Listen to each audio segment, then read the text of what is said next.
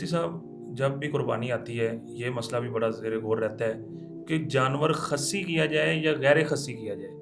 بعض لوگ یہ کہتے ہیں کہ عیب دار جانور تو قربانی پہ نہیں لگتا اور خصی جانور جو ہے یہ عیب میں شمار ہوتا ہے.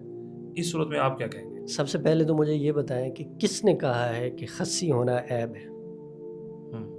اگر گوشت کھانے کی بات ہوگی تو آپ کس کے گوشت کو پسند کریں؟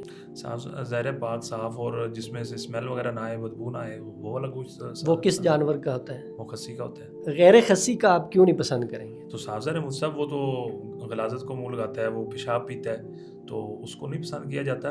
لیکن جو لوگ یہ کہتے ہیں کہ یہ دیکھیں عیب ہے ان کو کس میں طرح بتاتا مطمئن کیا ہوں. جائے؟ دیکھیں خصی ہونا کوئی عیب نہیں ہے. ٹھیک ہے. خصی اور غیر خصی دونوں طرح کی قربانی ثابت ہے, ٹھیک ہے. کی جا سکتی ہے بالکل.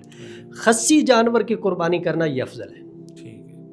اور یہ متشدد رویہ اپنا لینا کہ ان میں سے ایک ہی لگے گا, خصی لگے گا غیر خصی نہیں لگے گا, یا غیر خصی لگے گا خصی نہیں لگے گا, اس طرح نہیں کرنا. نہیں ایسا نہیں ہے. دونوں ہی حدیث دونوں ہی